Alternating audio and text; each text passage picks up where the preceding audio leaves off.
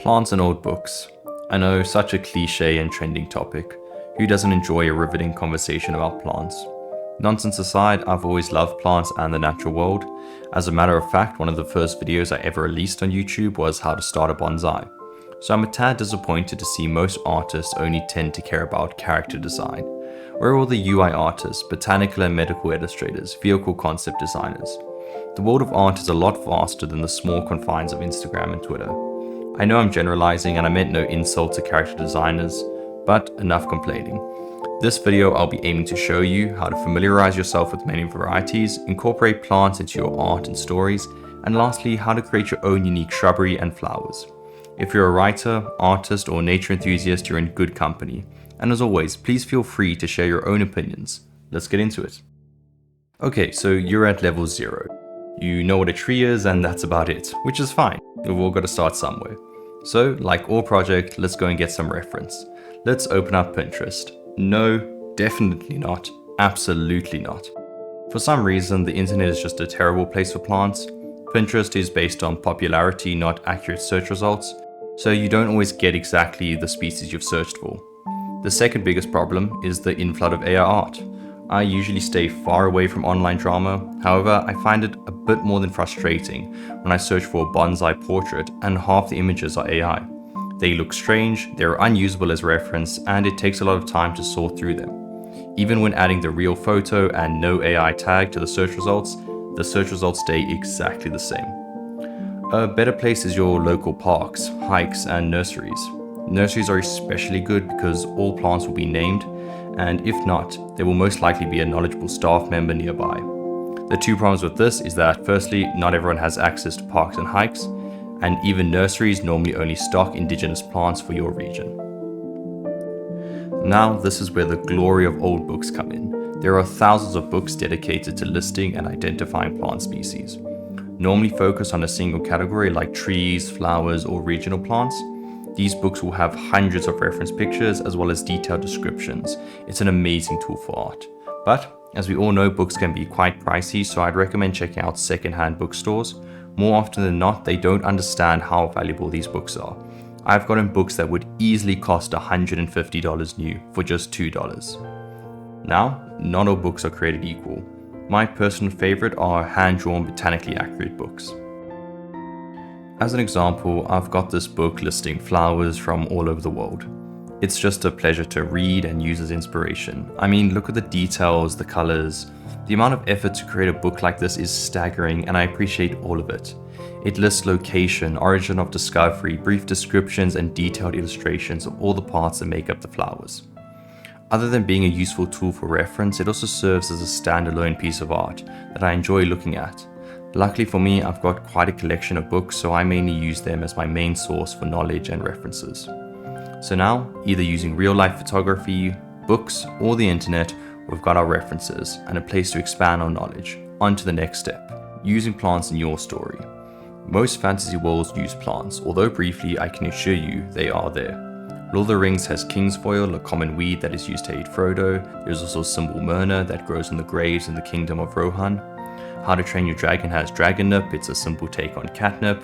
Avatar has the Tree of Souls, Harry Potter has Gillyweed, Venomous Tentacula, Devil Snares. As you can see, there are plenty examples. When it comes to your story or your world, there are two options. Either you can use pre-existing plants from reality or mythology. Secondly, you could create your own plants or modifying existing plants to suit your story's needs. Some plants have become common use amongst fantasy worlds, such as mandrakes. When borrowing plants from myths and legends, do some research to find the odd ones out. The more unique, the better. You'll find that there are many plants from mythology and legends from all over the world. There are some pretty interesting stories out there.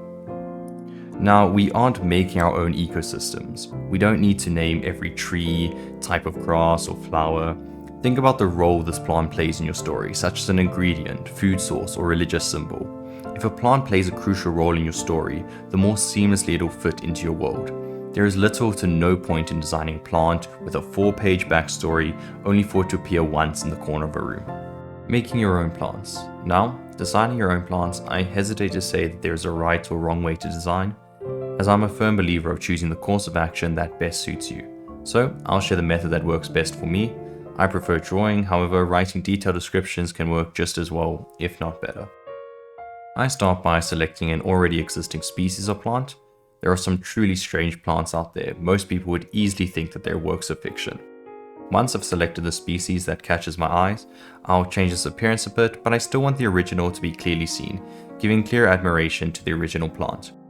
Next, I'll change the description to fit the rules of my world, perhaps making it a poisonous plant or a valuable resource for potions. And lastly, I'll give it a name. Overcomplicating names will often lead to inauthentic names. Instead, keep it simple, either using the original names or adding words synonymous to the original meaning. But show don't tell, here are some examples. Sea stock. This coastal plant is found in abundance alongside the sand dunes and steep ocean cliffs. Despite its aggressive and unappealing shape, the leaves are edible, providing a very subtle yet refreshing taste. Although bitter and rough, in times of emergency the roots and leaves can be consumed as well.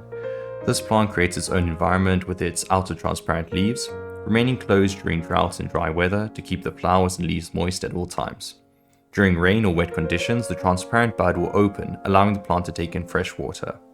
When gently opened, the sea stock can be a much needed source of fresh water, giving it the nickname of Traveler's Gift. Slipperworts, also known as sleeper's slippers. These vivid orange flora are extremely rare and will only produce flowers when growing on top of bone. When in a thick forest terrain, slipperworts act as markers, announcing to travelers where the remains of animals lie. Little is known of sleeper's slipper, however it is suspected that the abundance of calcium in the bones allows a plant to flower. However, when planted in calcium-rich soil, they refuse to bloom. Perhaps there is another chemical responsible for the parasitic relationship between slipperworts and bone. Devil's strawberry. A pointed name for such a small plant, however it is well deserved. Despite its alluring red flowers and small size, both flowers and leaves are poisonous. The roots are covered with thin, hair-like needles, which on contact will cause swelling, burning, and in extreme cases, temporary or permanent loss of limb function.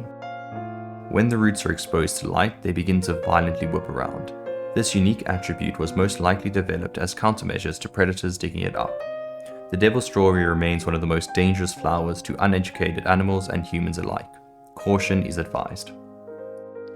When a piece is supposed to be educational, I like to keep it simple and easy to read. However, I do enjoy and would like to develop my skills further in a rougher and more painterly style. I think I'll stick to the clean line work for the characters and items and save the free brush work for backgrounds and landscapes. I'll keep this video short and sweet, somewhat of an intro to plants but not a full-fledged series.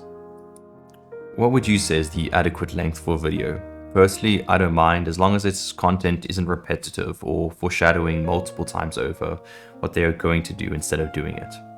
I understand that content creation is a business for many, however I only plan on sharing work or ideas that I genuinely find interesting and insightful. And with that, I think I'll call this video done. Thanks for watching, and if anyone knows of some truly awesome plants, fiction or non-fiction, I'd appreciate hearing about it. See you in the next one.